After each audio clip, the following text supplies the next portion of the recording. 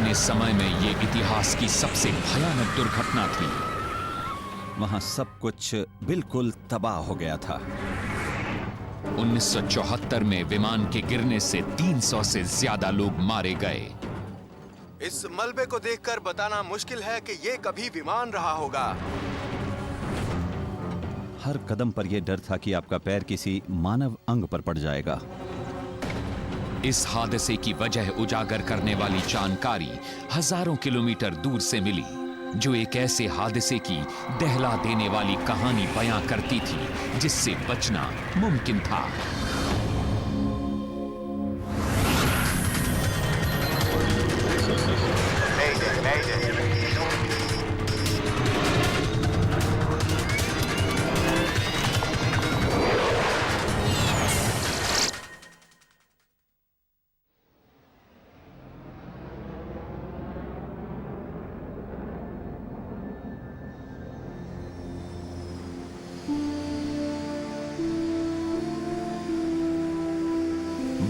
जून 1972 American airlines के सबसे नए विमानों में से एक डेट्रॉयट, मिशिगन में था।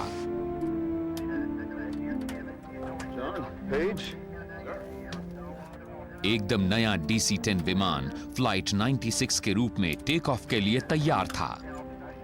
कैप्टन ब्राइस मैकॉर्मिक और को पायलट पेज विटनी कई घंटों से विमान में थे। लॉस एंजलिस से बफलो और फिर न्यूयॉर्क जाने वाली उड़ान में डेट्रॉयट बस एक पड़ाव था।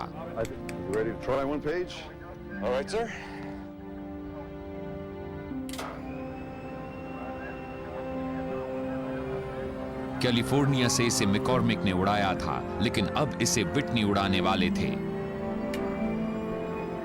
दोनों पायलट्स ज्यादा से ज्यादा समय कंट्रोल्स पर बिताना चाहते थे।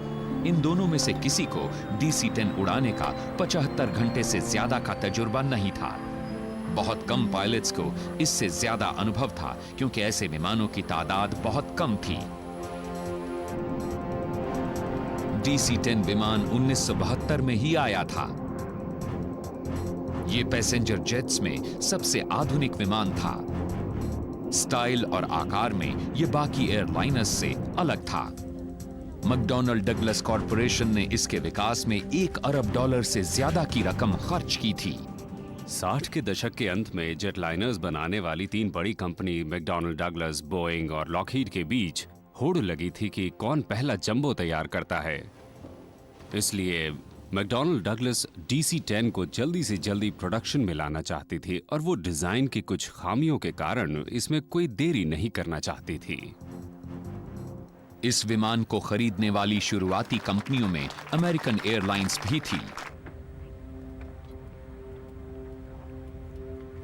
फ्लाइट 96 पर यही विमान था। यह अब तक बना 5वां DC-10 विमान था।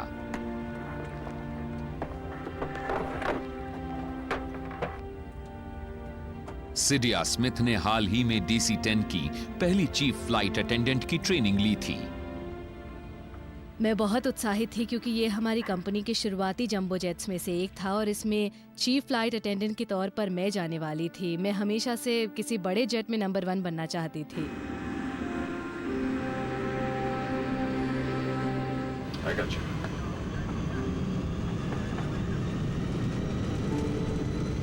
B1, rotate.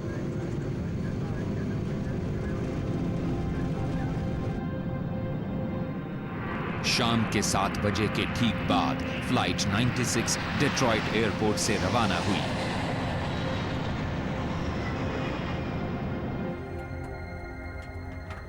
टेक ऑफ के कुछ ही मिनट के भीतर यह विमान विंडसर, ओंटारियो, कनाडा के ऊपर 3500 मीटर की ऊंचाई पर पहुंच गया।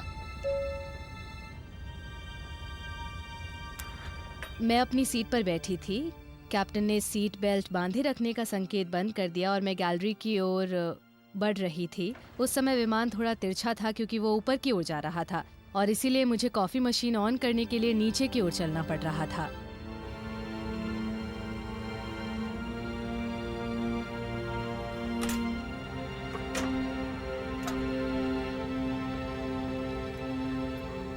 जब मैं कॉफ़ी मशीन ऑन करके एक तरफ हटी तभी ये घटना हुई।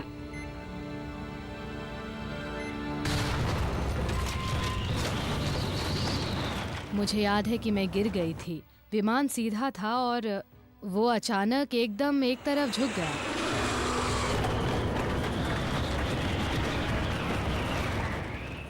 मैंने सीलिंग कंपार्टमेंट्स को गिरते हुए देखा, लोगों का सामान इधर उधर गिर रहा था और तभी मुझे लगा कि जैसे ये मेरी जिंदगी का आखिरी दिन था।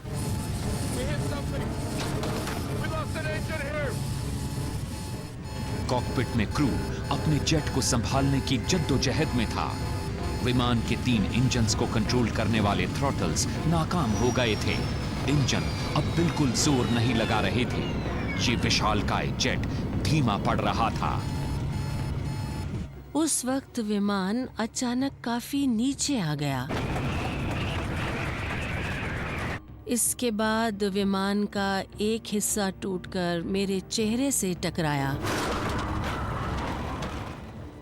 मेरे पति स्टीवर्ड इसको ढूंढ रहे थे ताकि मेरे चेहरे से बहते खून को रोकने के लिए मदद मांग सकें।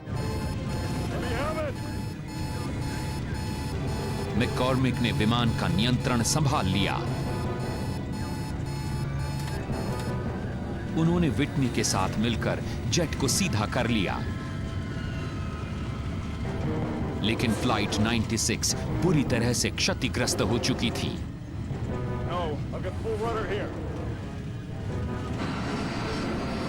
जेट की दिशा को नियंत्रित करने वाला रडर दाहिनी तरफ जाम हो गया था। इसकी वजह से विमान लगातार उसी दिशा में मुड़ रहा था। मैककॉर्मिक अपने क्षतिग्रस्त विमान को वापस डेट्रॉइट की तरफ मोड़ने के लिए संघर्ष कर रहे थे और तभी सीडिया स्मिथ मुख्य पैसेंजर कैबिन के फर्श में एक बड़ा सुराख देखकर हतप्रभ रह गई। पैसेंजर्स मुझसे पूछ रहे थे कि क्या करना चाहिए और मुझे समझ नहीं आ रहा था कि क्या बताऊं। स्मिथ ने गिनती करके देखा कि सभी यात्री सही सलामत थे, लेकिन फ्लाइट अटेंडेंट सांड्रा मैकॉनल गायब थी।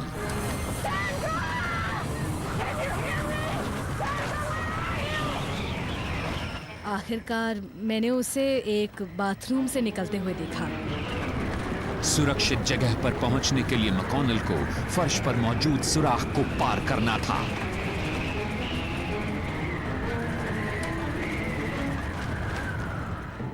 उसके हर कदम के साथ फर्श टूटता जा रहा था।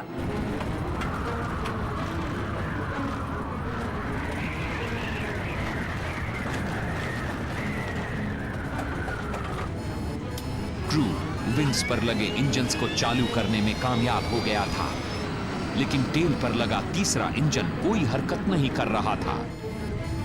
Center, this is American Airlines Flight 96. We got an emergency. American 96, roger. Type of emergency? We've got a jammed rudder. We need to get down and make an approach. McCormick को इंजन और rudder के साथ साथ विमान की tell में लगे elevators को नियंत्रित करने में भी दिक्कत हो रही थी। ये एलिवेटर्स विमान को ऊपर या नीचे ले जाने में मदद करते हैं। ये बहुत धीमी गति से हिल रहे थे, लेकिन मैककॉर्मिक उन्हें किसी तरह हिला पा रहे थे। स्थिति एकदम नाउम्मीद नहीं थी। American 96, turn for the right, heading 200.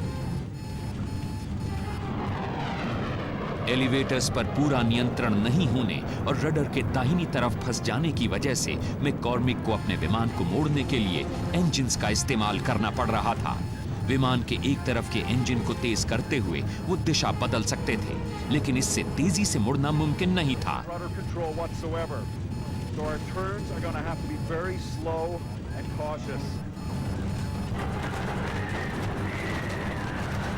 सभी पैसेंजर्स को पीछे मौजूद सुराख से ज्यादा दूर बैठा दिया गया।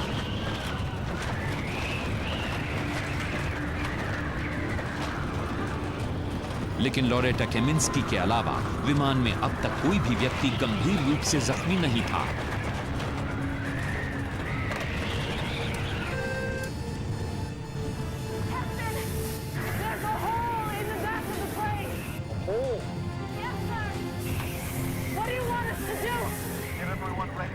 emergency landing.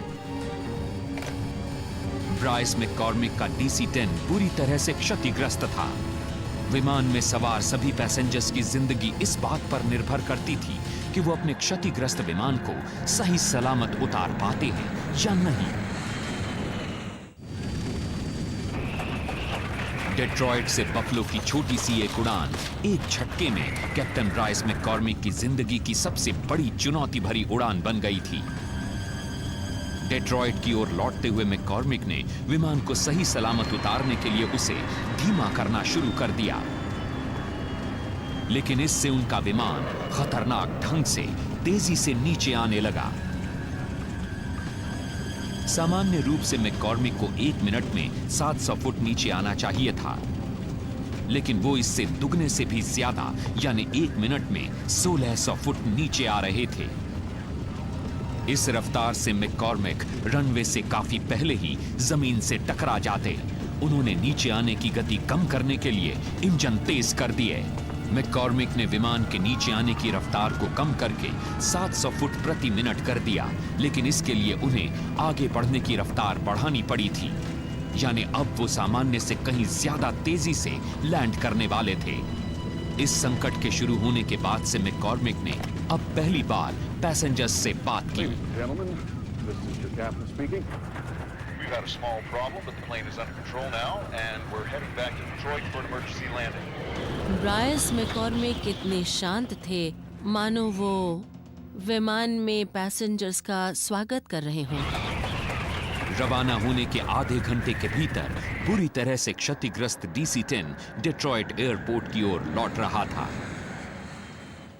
डेट्रॉइट लौटने में लगा कुछ मिनट का वक्त शायद मेरी जिंदगी का सबसे भारी समय था, क्योंकि हमें यकीन था कि हम जिंदा नहीं बचने वाले हैं। कैप्टन ब्राइस मैककॉर्मिक को अब लैंडिंग के लिए विमान की नाक को ऊपर उठाने के लिए इंजन को और तेज करना था। उनका विमान अब भी दाहिनी तरफ मुड़ रहा था और उसकी रफ्तार भी बहुत ज्यादा थी। I have no rudder to straighten it out when it hits. 67 लोगों के साथ DC-10 विमान लगभग 300 किलोमीटर प्रति घंटे की रफ्तार से रनवे की तरफ बढ़ा।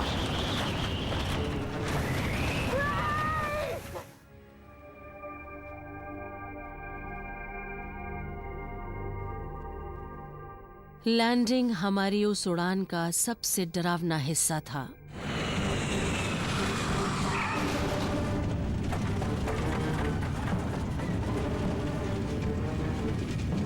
जमीन पर आते ही विमान तेजी से दाहिनी तरफ मुड़ने लगा। विमान के लैंड करने के बाद ऐसा लगा जैसे वो लगातार चलता ही जा रहा है, वो रुक ही नहीं रहा था। एक तरफ के लैंडिंग गियर व्हील्स रनवे से उतरकर घास में घुस गए थे।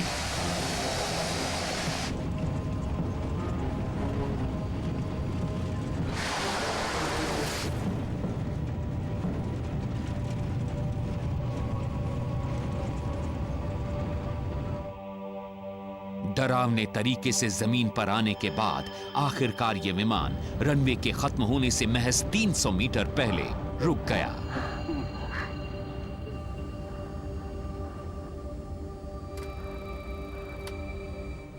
Okay. Engines off at your discretion. Shut him down. हर महिला पायलट का शुक्रिया अदा करना चाहती थी। उन्होंने वाकई कमाल कर दिखाया था, क्योंकि उस पल हमें एहसास हुआ कि हम उन्हीं की वजह से जिंदा थे। उन्होंने ही हमारी जान बचाई।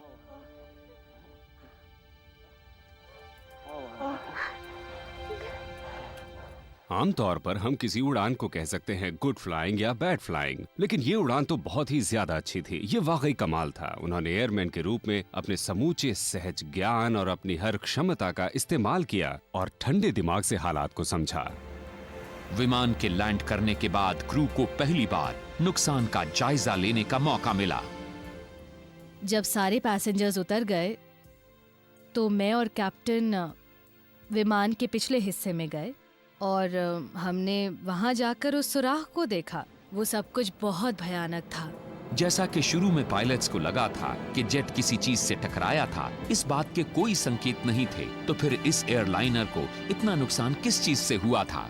वो सुराख इतना बड़ा था कि अगर उस जगह पर मौजूद सीट पर कोई बैठा होता तो वो हवा के दबाव से बाहर उड़ गया होता।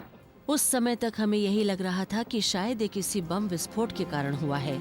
ये घटना एकदम विस्फोटक तरीके से हुई थी, लेकिन बम का कहीं कोई नामो निशान नहीं था।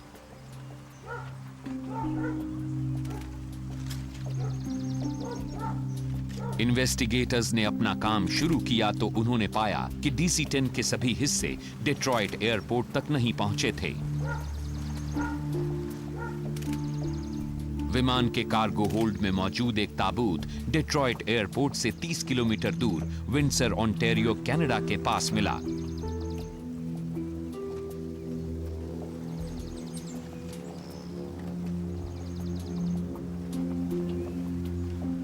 इसी जगह पर इन्वेस्टिगेटर्स को विमान का पिछला कार्गो डोर भी मिला। दरवाजों को विमान से खुलकर नहीं गिरना चाहिए। ये एकदम नया विमान था और इसलिए किसी को भी ऐसी दुर्घटना होने की उम्मीद बिल्कुल नहीं थी। विमान के कार्गो एरिया की जांच करने पर उन्होंने पाया कि अपने डिजाइन की वजह से ही दरवाजे में खामी थी। जेट विमान के ज्यादातर दरवाजे अंदर की ओर खुलते हैं। दरवाजे अपने फ्रेम से थोड़े बड़े होते हैं। जब जेट के भीतर दबाव बढ़ता है तो इस तरह के प्लग डोर विमान के फ्रेम से और अच्छी तरह चिपक जाते हैं। ये डिजाइन दरवाजों को बहुत सुरक्षित बना देता है। लेकिन मैकडॉनल्ड डगलस ने DC-10 के कार्गो डोर को बाहर की तरफ खुलने वाला बनाया था। ये विमान के भीतर सामान रखने की जगह को बढ़ाने के इरादे से किया गया था। बंद होने पर DC-10 के दरवाजे के हुक्स विमान के डोर फ्रेम की एक रॉड पर अटक जाते थे। दरवाजा ठीक तरह से बंद हो जाए ये सुनिश्चित करने के लिए बैगेज हैंडलर्स एक लीवर को नीचे दबाते थे जो हुक्स को अपनी जगह पर टिकाए रखने वाले लॉकिंग पिंस को लगा देता था। जब इन्वेस्टिगेटर्स ने विमान के कार्गो एरिया की जांच की तो उन्हें दरवाजे के आसपास विमान के ढांचे में कोई नुकसान नजर नहीं आया। कार्गो डोर के लॉक्स की जांच करने पर उन्होंने देखा कि लैच पूरी तरह से बंद नहीं थे। साथ ही दरवाजे की लॉकिंग को सुनिश्चित करने वाली पिन्स अपनी जगह पर नहीं लगी थी। जब हमने उस दरवाजे को बंद करने वाले कार्गो हैंडलर से पूछताछ की तो ये तुरंत साफ हो गया कि उसने काफी जोर लगाकर दरवाजे को बंद किया था। उसने बताया कि उसे डोर हैंडल को घुमाने के लिए अपने घुटने का इस्तेमाल करना पड़ा था। इन्वेस्टिगेटर्स ने एक डरावनी बात का पता लगाया। दरवाजे के बाहर लगे लीवर को ऐसी हालत में भी बंद करना मुमकिन था जब हुक्स और लॉकिंग पिन्स बंद स्थिति में नहीं हो। पॉल एडी DC-10 के इतिहास की जांच करने वाले पत्रकार हैं। देखिए, विंडसर की दुर्घटना से पता चला कि आप हैंडल को बाहर से खींचकर लीवर को बंद कर सकते थे, लेकिन साथ ही यह बात भी मुमकिन थी कि लॉकिंग पिन स्पूल में न लगी हो। इसका मतलब यह था कि बैगेज हैंडलर्स ने जब दरवाजे को बंद मान लिया था तब वो ठीक से बंद नहीं हुआ था। लॉक्स के ठीक तरह से लगे बिना ही बाहर वाले लीवर को तो बंद करना संभव था, लेकिन विमान के क्रू को किसी भी तरह से इसका पता नहीं चल सकता था। सही स्थिति में नहीं लगे होने के बावजूद लॉकिंग पिन्स के घूम जाने से वार्निंग लाइट बंद हो जाती थी। इस तरह यह दरवाजा किसी भी पल हादसे का सबब बन सकता था। पैसेंजर जेट्स जैसे जैसे ऊंचाई पर पहुंचते हैं, विमान के भीतर और बाहर के दबाव का फर्क बढ़ने लगता है। अगर दरवाजा ठीक से बंद ना हो तो वो एक धमाके के साथ उड़ सकता है। अमेरिकन एयरलाइंस की इस फ्लाइट में 3,500 मीटर की ऊंचाई पर दिक्कत शुरू हुई थी। दरवाजे के उड़ जाने से कार्गो होल्ड में रखा ताबूत बाहर गिर गया। विमान के भीतर मौजूद ज्यादा दबाव वाली हवा के तेजी से बाहर निकलने पर हर वो चीज बाहर खिंच गई जो ठीक से बंधी हुई नहीं थी। अगर आप इसकी उम्मीद नहीं कर रहे हो तो ये वाकई चौंका देने वाली चीज है। विमान में बाहर निकलने के लिए ढेर सारी हवा होती है। विमान जितना बड़ा होता है उसमें से निकलने वाली हवा की ताकत उतनी ही ज्यादा होती है। एक झटके से दबाव कम हो जाने से विमान की उड़ने की क्षमता पर कोई असर नहीं पड़ता। तो फिर कैप्टन मैककॉर्मिक को अपने विमान को नियंत्रित करने में इतनी दिक्कत क्यों हो रही थी? इन्वेस्टिगेटर्स ने विमान के कैबिन के पिछले हिस्से को गौर से देखा तो उन्हें पता चला कि DC-10 के डिजाइन में ही खामी थी। जब कार्गो डोर उड़ा तो कैबिन के फर्श पर इतना दबाव था कि वो नीचे मौजूद कार्गो कंपार्टमेंट में धंस गया। धंसते समय इसने विमान के कुछ महत्वपूर्ण कंट्रोल सिस्टम्स को क्षतिग्रस्त कर दिया। जब विमान का फ्लोर टूटा तो उसने नंबर 2 इंजन को नियंत्रित करने वाली केबल्स को तोड़ दिया और विमान के पिछले हिस्से के ज्यादातर फ्लाइट कंट्रोल्स की केबल्स नाकाम हो गई। इससे मैककॉर्मिक के पास बस अपने विमान को सीधा रखने लायक कंट्रोल ही बचा था। ब्राइस मैककॉर्मिक की कमाल की उड़ान ने फ्लाइट 96 में मौजूद तमाम लोगों की जान बचा ली। लेकिन उत्तर अमेरिका में उड़ रहे सबसे नए और सबसे महंगे विमानों में कोई खामी मौजूद थी। विंडसर के हादसे से साबित हो गया कि विमान में कोई खामी थी। NTSB ने पता लगाकर बताया कि सभी लॉक्स के लगे बिना ही लीवर को दबाना मुमकिन था, जिसकी वजह से हादसा हुआ। NTSB ने इस सिस्टम को तुरंत बदलने का निर्देश दिया और कहा कि हर DC-10 ऑपरेटर को इसकी जानकारी मिलनी चाहिए। चक मिलर NTSB के एविएशन सेफ्टी ब्यूरो के प्रमुख थे। नए DC-10 की खामियों का पता लगाना और उसके लिए उपाय सुझाना इन्हीं की जिम्मेदारी थी। चक मिलर ने ऐसे उपाय बताए जिससे मैकडॉनल्ड डगलस कंपनी अपने विमान को सुरक्षित बना सकती थी। वो बहुत ही प्रोफेशनल व्यक्ति थे और उनके इन्वेस्टिगेटर्स उनकी बहुत इज्जत किया करते थे। चक अपने ऑफिस में नहीं बैठते थे, वो हमेशा घटनास्थल पर होते थे। चक मिलर के लिए DC-10 को सुरक्षित बनाने का उपाय बताना पेशेवर प्रतिष्ठा का विषय था। विंडसर के आसमान पर बाल बाल बचा यह विमान मैकडॉनल्ड डगलस पर काफी असर डाल सकता था। उनका $1 अरब का यह प्रोजेक्ट बर्बाद हो सकता था। अगर कोई और गड़बड़ी होती तो कंपनी का वजूद भी दांव पर लग सकता था।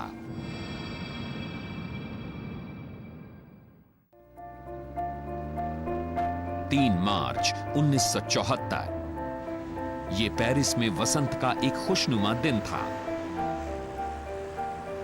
विंडसर ऑन्टेरियो के पास एक DC-10 विमान के बाल बाल बचने की घटना को लगभग 2 साल बीत चुके थे।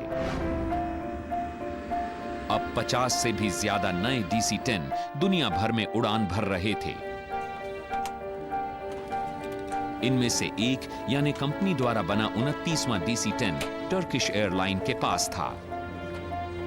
तुर्की से इंग्लैंड के सफर के इस अंतिम चरण में आमतौर पर ज्यादा पैसेंजर्स नहीं होते थे, लेकिन आज इस DC-10 में सभी सीटें भरी हुई थीं। सभी पैसेंजर्स अपनी अपनी सीटों पर बैठ गए थे। एक ब्रिटिश एयरलाइन में हड़ताल के कारण पैसेंजर्स लंदन जाने वाली किसी भी फ्लाइट में रवाना होना चाहते थे।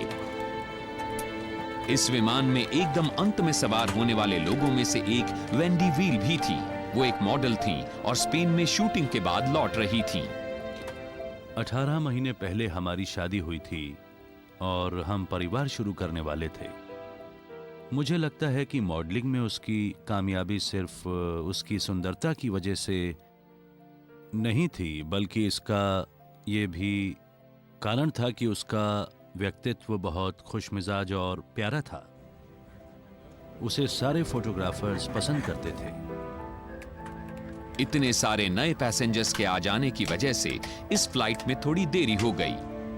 सिर्फ क्रू के लोग ही इंतजार नहीं कर रहे थे। विमान के पिछले हिस्से में बैगेज हैंडलर मोहम्मद महमूदी को भी इंतजार था। इतने सारे नए पैसेंजर्स की वजह से उन्हें पता नहीं चल रहा था कि अभी और सामान आएगा या नहीं।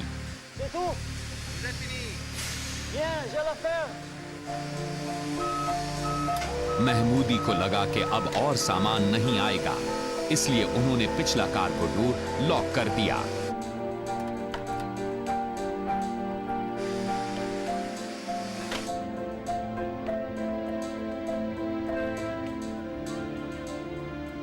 अब DC-10 रवाना होने के लिए तैयार था।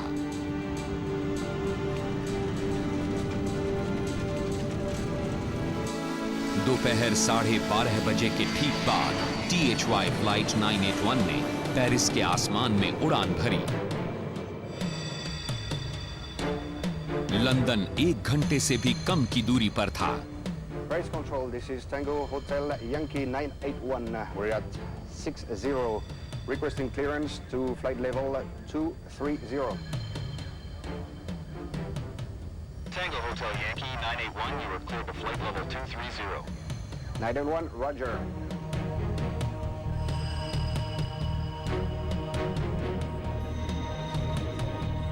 एयरपोर्ट से दूर जाता हुआ ये DC-10 लगातार ऊंचाई हासिल करता जा रहा था। 2700 मीटर, 3000 मीटर, 3300 मीटर।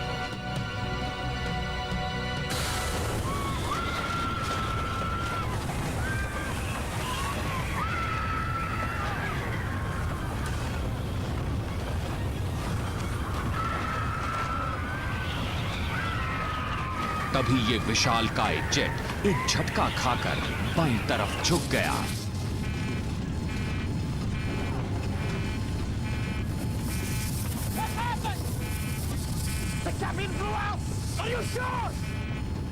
संकट के शुरू होने के 16 सेकंड के भीतर क्रू इस क्षतिग्रस्त विमान को बचाने की जद्दोजहद में जुट गया। विमान का अगला हिस्सा झुक रहा था और रफ्तार बढ़ती जा रही थी।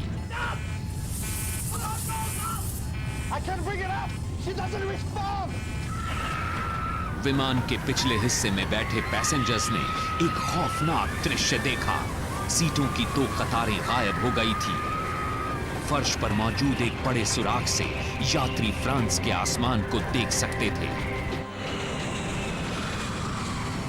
7,000 feet! Hydraulics! We've lost it! Crew ने पाया कि विमान को नियंत्रित करने वाला हाइड्रोलिक पावर खत्म हो गया था। इसके बिना वो रडर या एलिवेटर्स को नहीं हिला सकते थे। इन बुनियादी कंट्रोल्स के बिना भी विमान सीधा होने लगा था, लेकिन अब तक वो काफी नीचे आ गया था। ये DC-10 लगभग 800 किलोमीटर प्रति घंटे की रफ्तार पर था।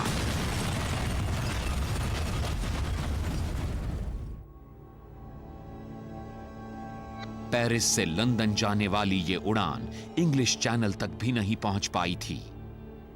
टेक ऑफ के महज 9 मिनट बाद टर्किश एयरवेज की फ्लाइट 981 अब तक के सबसे भयानक विमान हादसे की शिकार हो गई। इस मलबे को देखकर बताना मुश्किल है कि ये कभी विमान रहा होगा। 346 पैसेंजर्स को ले जा रही फ्लाइट 981 के जमीन से टकराते ही उसकी धज्जियां उड़ गईं। कोई जिंदा नहीं बचा। वहां जबरदस्त तबाही मची हुई थी। चारों ओर लोगों के सामान, बिजली के तार, धातु के टुकड़े और कटे फटे अंग बिखरे हुए थे। हर कदम पर यह डर था कि आपका पैर किसी मानव अंग पर पड़ जाएगा। मुझे आज भी उस समय के डरावने सपने आते हैं, जबकि 33 साल बीत चुके हैं। फ्रेंच एक्सीडेंट इन्वेस्टिगेशन ब्यूरो के इन्वेस्टिगेटर्स तुरंत घटनास्थल पर पहुंच गए। मेरा पहला काम ये पता लगाना था कि मलबा कितनी दूर में फैला हुआ था और मुझे घटनास्थल की प्राथमिक जांच करनी थी। शुरू में मेरी समझ में नहीं आया कि वहाँ हुआ क्या था। मैं बस ये देख रहा था कि एक ज़बरदस्त हादसा हुआ था और इन्वेस्टिगेटर्स के लिए ये एक बहुत कठिन काम था। विमान के इतनी तेजी से गिरने के बावजूद मजबूत स्टील की 3 परतों और इंसुलेशन से बने ब्लैक बॉक्सेस सही सलामत बच गए थे। इनमें दर्ज जानकारी इस हादसे के बारे में महत्वपूर्ण सुराग उपलब्ध करा सकती थी। लोगों का अनुमान था कि यह जरूर बम विस्फोट होगा, क्योंकि यह बिल्कुल नया और काफी शक्तिशाली विमान शांत मौसम में उड़ रहा था। यह 12,000 फुट पर पहुंचकर अचानक गिर गया था। इन्वेस्टिगेटर्स को हादसे की जगह से 15 किलोमीटर दूर एक मैदान में बुलाया गया। वहां उन्हें DC-10 के फ्यूसलाज का एक टुकड़ा और सीटों की 2 कतारें मिली। ये हिस्से विमान के जंगल में गिरने से पहले ही उससे अलग हो गए थे। इन्वेस्टिगेटर्स के वहां पहुंचने तक उन सीटों में मौजूद पैसेंजर्स की लाशें हटा ली गई थीं। हादसे में मारे गए लोगों के रिश्तेदार जब फ्रांस पहुंचे तो उन्हें सौलीस शहर के एक छोटे से चर्च में भेज दिया गया। मुझे याद है कि उस चर्च में बहुत ही दुखद नजारा था, क्योंकि हादसे की जगह से मिली चीजें टेबल्स पर रखी हुई थीं। कपड़े, निजी सामान, खिलौने, रिंग्स और घड़ियां थीं। उनकी पहचान करने की इच्छा रखने वाले रिश्तेदारों को उन टेबल्स के बीच जाने की इजाजत दी जा रही थी।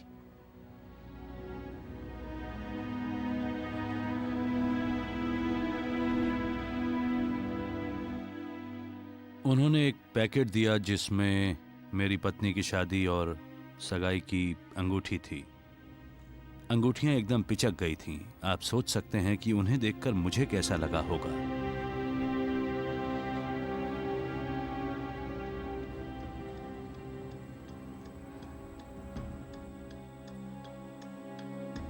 क्योंकि एक अमरीकी विमान दुर्घटनाग्रस्त हुआ था, इसलिए NTSB के चक मिलर भी जांच में शामिल हो गए। 2 साल में दूसरी बार ये DC-10 के हादसे से निपट रहे थे। मुझे नहीं लगता कि मिलर ने यह बात भी सोची होगी कि विंडसर के हादसे के बाद DC-10 के दरवाजे के डिजाइन को सुधारा नहीं गया होगा। लेकिन यह साफ हो गया कि फ्रांस में मिला फ्यूसलाज का टुकड़ा दरअसल विमान का पिछला कार्गो डोर ही था। ऐसा लग रहा था कि यह बिल्कुल विंडसर हादसे जैसा मामला था। मिलर के मन में यह सवाल कौंध रहा था कि क्या दरवाजे को ठीक नहीं किया गया था। जब उन्होंने दरवाजे को देखा तो पाया कि उसे सुधारा नहीं गया था, और ये देखकर उन्हें बहुत ही ज्यादा गुस्सा आ गया। मिलर ने एक असामान्य कदम उठाया। आधिकारिक जांच अभी शुरू हो ही रही थी, लेकिन उन्होंने पत्रकार पॉल एडी को एक महत्वपूर्ण सुराग दे दिया। मैंने उनसे पूछा कि क्या आपको कुछ अंदाजा है कि यह दरवाजा कैसे टूटा। उन्होंने कहा कि इसके बारे में विंडसर, ओंटारियो के हादसे से जानकारी मिल सकती है।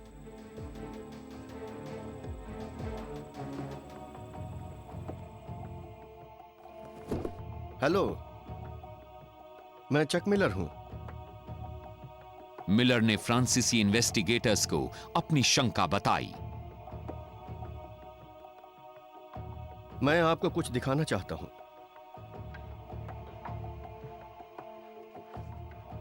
ये तस्वीरें 12 जून 1972 को उस घटना के तुरंत बाद ली गई थीं।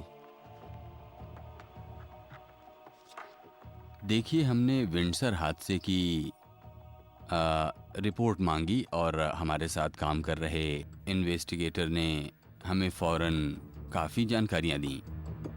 क्या अमेरिकन एयरलाइंस के DC-10 वाले हादसे की जांच के दौरान कोई बात नजरअंदाज कर दी गई थी, या फिर मैकडॉनल्ड डगलस के इस विशाल विमान में कोई और समस्या थी?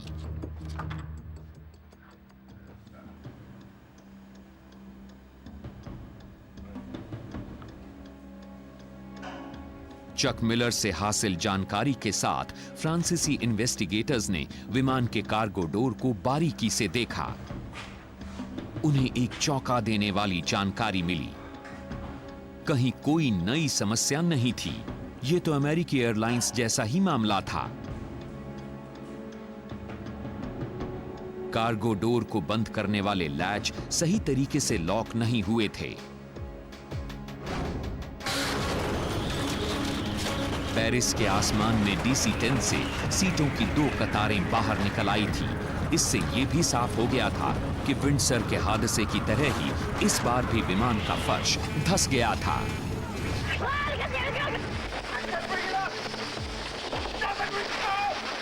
जब इन्वेस्टिगेटर्स ने कॉकपिट वॉइस रिकॉर्डर में दर्ज आवाजें सुनी तो उन्होंने पाया कि अमेरिकन एयरलाइंस फ्लाइट 96 के मुकाबले टर्किश फ्लाइट क्रू का विमान ज्यादा बेकाबू हो गया था।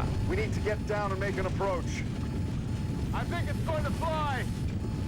विंडसर के आसमान में ब्राइस मैककॉर्मिक अपने विमान को संभाल कर उतारने में कामयाब हो गए थे, लेकिन पेरिस वाले मामले में विमान के सभी हाइड्रोलिक सिस्टम्स नाकाम हो गए थे। हाइड्रोलिक फ्लूइड पायलट्स को पीछे लगे रडर और एलिवेटर्स को हिलाने में मदद करता है। उन्हें नियंत्रित नहीं कर पाने का मतलब था कि क्रू अपने विमान को आसमान में नहीं संभाल सकता था। सबसे बड़ी दिक्कत ये थी कि पेरिस की फ्लाइट में ज्यादा लोगों के होने की वजह से विमान काफी भारी था और फ्लोर के धंसते समय इतना दबाव पड़ा कि उसने पीछे की सभी केबल्स और कंट्रोल्स को तबाह कर दिया। इसके बाद कोई उम्मीद नहीं बची थी। टर्किश एयरलाइन फ्लाइट 981 के हादसे के कुछ समय बाद चक मिलर अमेरिका लौटे। आज हमारे पहले गवाह हैं मिस्टर सीओ मिलर, NTSB के ब्यूरो ऑफ एविएशन सेफ्टी के डायरेक्टर। इस बार चक मिलर अमेरिकी सेनेटर्स के सवालों के जवाब दे रहे थे। इस बात का पता लगाने के लिए एक खास सुनवाई शुरू हुई थी। 1972 में पता लगाई गई कोई खामी 2 साल बाद कैसे किसी और विमान को शिकार बना सकती थी। आपको अब ये पता लगाना है कि दरवाजे को आखिर ठीक क्यों नहीं किया गया था। विंडसर में एक DC-10 के बाल बचने के 1 महीने के भीतर NTSB ने 2 सिफारिशें की थी। मिलर और उनके इन्वेस्टिगेटर्स ने कहा था कि लॉकिंग मैकेनिज्म में बदलाव किया जाए। वो चाहते थे कि अगर लॉकिंग पिन्स ठीक से नहीं लगी हों तो बैगेज हैंडलर्स किसी भी तरह लीवर को बंद नहीं कर पाएं। उन्होंने ये भी सलाह दी थी कि सभी DC-10 विमानों के फर्श पर वेंट्स लगाए जाएं। इससे कैबिन की दबाव युक्त हवा को तेजी से सही स्तर पर लौटने का मौका मिल जाएगा और फर्श नहीं टूटेगा। लेकिन इस हादसे के 2 साल बाद भी इनमें से किसी भी सिफारिश को लागू नहीं किया गया था। एविएशन सेफ्टी में एक बुनियादी दिक्कत है और अमेरिका में यह बहुत ही लंबे समय से कायम है। दिक्कत यह है कि विमान में गड़बड़ी का पता लगाने और उससे बचने के उपायों की सिफारिश करने का काम NTSB का है, लेकिन उन सिफारिशों को लागू करवाने की कोई भी ताकत उसके पास नहीं है। NTSB कोई रेगुलेटरी अथॉरिटी नहीं है। उसे अपनी सिफारिशों को लागू करवाने के लिए FAA की मदद लेनी पड़ती है और असली दिक्कत यही थी। अगर FAA यानी फेडरल एविएशन एडमिनिस्ट्रेशन कोई एयरवर्दिनेस डायरेक्टिव जारी करती है तो सभी विमानों में समुचित फेरबदल होने तक उनकी उड़ान पर पाबंदी लग जाती है। लेकिन DC-10 में इतनी गंभीर खामी होने के बावजूद कभी कोई एयरवर्दिनेस डायरेक्टिव जारी नहीं किया गया था। FAA के प्रमुख और मैकडॉनल्ड डगलस के प्रमुख के बीच तथाकथित जेंटलमैन्स एग्रीमेंट के कारण यह डायरेक्टिव जारी नहीं किया गया था। दोनों के बीच इसी समझौते की वजह से पेरिस में हादसा हुआ था। इस बात में कोई शक नहीं है कि विंडसर के हादसे के बाद अगर सही तरीके से एयरवर्दिनेस डायरेक्टिव जारी हो जाती तो पेरिस वाला हादसा बिल्कुल नहीं होता और इससे बचना मुमकिन था। मैकडॉनल्ड डगलस कंपनी ने FAA को आश्वासन दिया था कि वो खुद ही इस खामी को दूर कर लेगी। एयरवर्दिनेस डायरेक्टिव से इस नए DC-10 की छवि को नुकसान जो पहुंचता। आप कभी नहीं चाहेंगे कि जनता या एयरलाइंस के बीच इस विमान की ये छवि बने कि शायद इसमें कोई खामी है। इसलिए विमान के किसी हिस्से के डिजाइन को बदलने के लिए जारी की गई एयरवर्दिनेस डायरेक्टिव किसी भी विमान निर्माता के लिए बहुत डरावनी चीज हो सकती है। मैकडॉनल्ड डगलस ने कार्गो डोर की बनावट बदली थी। भीतर देखने के लिए दरवाजे के निचले हिस्से में एक छोटी खिड़की बना दी थी ताकि बैगेज हैंडलर्स देख सकें कि लॉकिंग पिन्स ठीक से लग गई हैं या नहीं। विमान के दरवाजे पर कई चेतावनी संकेत भी लगाए गए थे। कंपनी ने DC-10 में और भी कई बदलाव किए थे। उन्होंने लॉकिंग पिन्स की लंबाई बढ़ा दी और दरवाजे के भीतर एक प्लेट लगा दी। अगर दरवाजा ठीक से लॉक नहीं होता तो यह प्लेट लीवर को बंद होने से रोक देती थी। लेकिन इन सभी बदलावों में कोई ना कोई खामी मौजूद थी। कई बैगेज हैंडलर्स को पता नहीं था कि दरवाजे में मौजूद वो छोटी सी खिड़की किस काम के लिए थी। पेरिस के बैगेज हैंडलर 3 भाषाएं पढ़ और बोल सकते थे, लेकिन वो अंग्रेजी नहीं जानते थे और इस विमान में चेतावनी संकेत सिर्फ अंग्रेजी में थे। दरवाजे में जिस सपोर्ट प्लेट को लगाया जाना था वो पेरिस में हादसे के शिकार हुए विमान में नहीं लगाई गई थी। काम पूरा होने की पुष्टि करने वाले दस्तावेज भी मिले। ये दस्तावेज चाहे कुछ भी कहते हों, विमानों में जरूरी फेरबदल कभी नहीं किए गए। दिक्कत यह है कि कोई एयरवर्दिनेस डायरेक्टिव नहीं होने की वजह से FAA के किसी इंस्पेक्टर ने इसकी जांच करके इसके ठीक-ठाक होने की पुष्टि नहीं की। टर्किश एयरलाइंस के हादसे के बाद के वर्षों में कैलिफोर्निया में कई मुकदमे दायर किए गए। समय बीतने के साथ ही मुझे इस मामले की और जानकारी मिलती गई और मुझे एहसास हुआ कि असल में यह कोई हादसा नहीं था। इससे बचना मुमकिन था।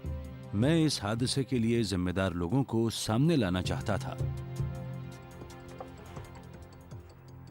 सुनवाई के कुछ सप्ताह पहले इस मामले के वकीलों को DC-10 के विकास से जुड़े सभी दस्तावेज मिल गए। वकीलों के साथ साथ पत्रकार पॉल एडी ने भी इन दस्तावेजों का अध्ययन किया। हम हर हाल में ये दस्तावेज हासिल करना चाहते थे। किसी ने हमें उस कमरे की चाबी दे दी जहां ये दस्तावेज रखे हुए थे और हम लोग रात को वहां जाकर उनका अध्ययन करते थे ताकि पता लगा सकें कि उनका मकसद क्या था।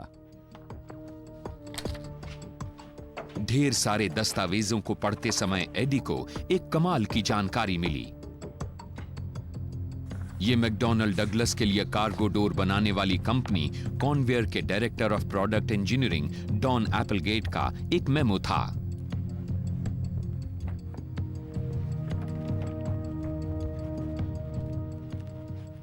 एप्पलगेट ने अपने मेमो में चेतावनी दी थी कि ऐसा हो सकता है और यह देखते ही मैं समझ गया कि उनकी गलती पकड़ में आ चुकी है।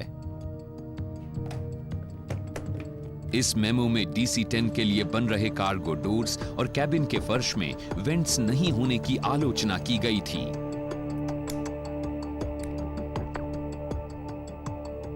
इसमें चेतावनी दी गई थी कि इन दरवाजों की वजह से कोई बड़ा हादसा हो सकता है। इस विमान की डिमॉन्स्ट्रेशन में यह पता चला कि कार्गो अपार्टमेंट में अचानक डिकम्प्रेशन हो जाने पर यह विमान बुरी तरह क्षतिग्रस्त हो सकता है। विंडसर में बाल बाल बचने के महज कुछ सप्ताह बाद लिखे गए इस मेमो में DC-10 के कार्गो डोर में तुरंत बदलाव की सिफारिश की गई थी। वो बुरी तरह फंस चुके थे क्योंकि हमें ये पता चल गया था कि उन्हें पहले से इस खामी की जानकारी थी। मुकदमे के दौरान एक और हतप्रभ करने वाली जानकारी मिली। मैकडॉनल्ड डगलस को इस खामी के बारे में विंडसर की घटना के बाद नहीं बल्कि DC-10 के विकास के दौरान ही पता चल गया था। पेरिस हादसे के 4 साल पहले और विंडसर की घटना के 2 साल पहले एक प्रेशर टेस्ट के दौरान कार्गो डोर टूट गया था। कंपनी जानती थी कि इसमें दिक्कत थी, लेकिन दरवाजे के बुनियादी डिजाइन में कोई बदलाव नहीं किया गया।